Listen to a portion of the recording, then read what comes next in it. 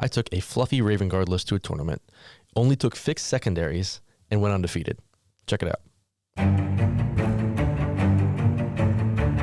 There is only war.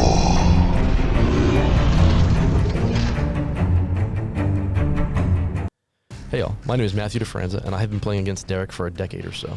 I've won my fair share of grand tournaments with Space Marines, Guard, Tau, Eldar, and I have been working with Derek as a featured guest on this channel for a short collaboration. So, what's in the list and how does it work? My rules coming into this event. First, it has to be Raven Guard, which means Shrike is required. Second, it has to be fluffy, so they have to be sneaky, surprising, justice-bringing, and a little bit vengeful. And I can only take fixed secondaries. This list is the result. I took 2 10-man Terminator bricks, each with their own character, an ancient and a captain. Both of those are 970 points together, and so they go into deep strike and are not on the table. That is half of the null deploy. The second half is the sneaky part. This is where 3 Phobos librarians with their infiltrator squads, all forward deployed, but have lone op. Shrike with his 10 assault marines, all have lone op. The Calidus assassin has lone op, and the lieutenant with a combi weapon has lone op. So everything on the table is sneaky, can't be engaged with unless you charge forward in the early turns. As a null deploy. Typically a null deploy is that there's nothing on the table. This is a different kind because it's Raven Guard. And then the 2 10-man Terminator squads come in and counteract the opponent's plays as they happen. So the null deploy, the way that it's built, is it surprising? Check. Is it sneaky? Check. How Shrike works in his unit is that he typically sits in the middle of the board, again, not being able to be interacted with lone op. And then if anybody comes forward, he is situated with his squad to then counterpunch them. So Shrike is in there, check, and then Vengeful, that's coming. All right, so round 1 is Mission G. That is Sights of Power, characters on middle objectives, Chilling Rain, no effect, and Hammer and Anvil, long table. My opponent for this match is Sean. He's a great guy, fun to play against, tactically minded, and he has a beautiful paint job on his 1,000 Suns. His list, he took Armon, 3 Exalted Sorcerers, an Infernal Master, Magnus the Red, 4 different squads of Rubrics, 2/5, 2/10, a Vortex Beast, and a Hellbrute. After looking at his army, I can see that he's slow, and so I can dictate the terms of the battle to him, and he is dependent upon the damage from the Rubrics. That's where most of it's coming from. And so he has to engage with those units, or he's going to lose.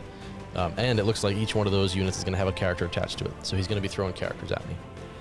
As a result of that, for secondaries, I took Assassinate and Cleanse. So for deployment, you can see I did what the plan was originally. I forward deployed and spread out my different infiltrators with Phobos armor. I gave my lieutenant with combi weapon up in the middle objective there, and then my assault marines hid behind the building, but positioned themselves well to counterpunch. Both of the Terminator bricks are in deep strike. While he was setting up, he asked me, what's the max threat range of your assault marines? Which is a great thing to do, shows that he's tactically minded. It's something that we all should be doing as often as possible, because the attack that's not made is the easiest one to defend. So that also tells me one other thing, though. It's signaling to me at this stage of the game that he's planning on playing defensive. And as a result, I gave him the average and the max. He then deployed most of his stuff as much as possible outside of range of that altogether. This is going to be valuable to him in the beginning because he knows he can't lose any models. But for me, with Cleanse, I'm looking to take advantage of this as long as he's willing to sit back. Use that fear against him. A way for me to do this is to move Shrike and his unit up into the corner of that building and then sit there. Oftentimes players have a hard time not using a unit that's made for damage to damage things, but the value of that unit is making him not want to come forward. That's more valuable than any damage he would do. So in turn 1, I move up. I cleanse both of those objectives, the middle and the bottom, position Shrike and his unit forward, and pass turn. It takes 2 minutes, I gain 4 points, and it's on to Sean's turn. For bottom of turn 1, the 2 secondary Sean draws are Investigate Signals and Overwhelming Force. He moves his units around to try to get as close as he's willing to get within his sphere there. He did not want to lose Magnus by pulling him out into the corner to get at the bottom right corner in order to get Investigate Signals there. And then his other squad, he needed to pull up in order to do a psychic attack at the top. So he did not get Investigate Signals, but he was able to with a psychic power, Doombolt or something like that, which he did tell me about beforehand. But he was able to ignore lone op and sniped out my lieutenant with combi weapon in the middle. I hadn't really thought about it. If I did, I probably would have moved him over to force his character out of cover in order for me to charge him. but it was a well played by Sean. Again, he told me about that. That was not a gotcha. Well played by him there. That did score him his secondary for overwhelming force and killing a unit on an objective, and also handicapped me a little bit because I don't have a character for Sights of Power at the start of turn 2. So at the start of turn 2, I can tell that the plan is working. His units are largely back. They're positioned back further. He's not trying to push forward or engage. I'm going to have an easy enough time at this as long as he stays in this mindset to cleanse my center objectives while he sits back and wait. I move my librarian up the top there with that other squad to get on the Site of Power. I claim Sights of Power in the middle with the other librarian, so I ended up getting a 9 on my Sights of Power this turn. And then Shrike doesn't move. Calidus doesn't move. I pass my turn after, again, another minute. So a total of 10 minutes into the game. We're at the bottom of turn 2. Sean moves forward. He gets area denial and behind enemy lines, both of which are impossible for him to grab at this point. What he does, though, is trades out one of those and gets capture enemy outpost, which is also impossible for him to do. Notice that his playing defensively has denied him the ability to get these dynamic secondaries. What he does do, though, is trying to stop my Sights of Power on the top objective. Again, great, denies me 6 points. He moved and advanced the Flamer rubrics with Archeon and the other character up to the top. He can't engage me, he can't shoot me, but he does overwhelm me on that objective because I only have the one model. He does take that back from me.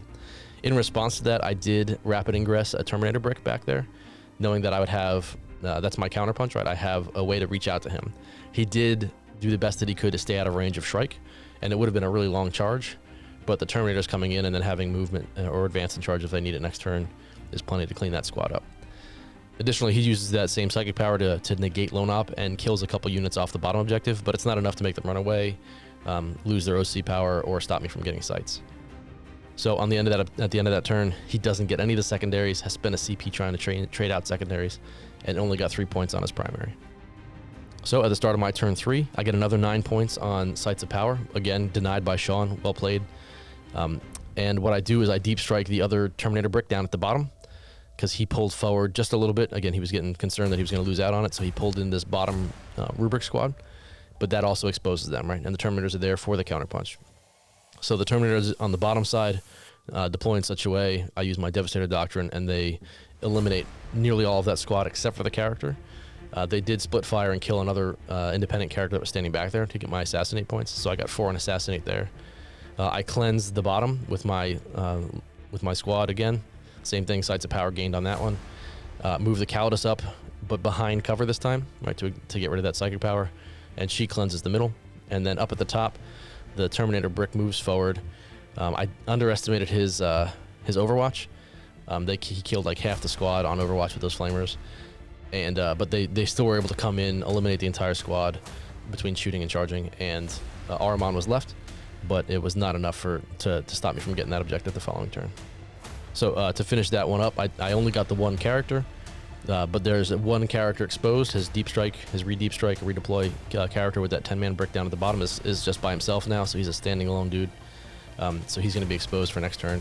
And I didn't get to kill Archeon again, but he's again by himself and exposed. So I have 2 characters that are freestanding that are going to be present for me, and I have a suspicion that the Heretic Traitor Primarch, Magnus the Red, is going to come forward and eliminate these Terminators, but simultaneously be in range of Shrike for his vengeance next turn.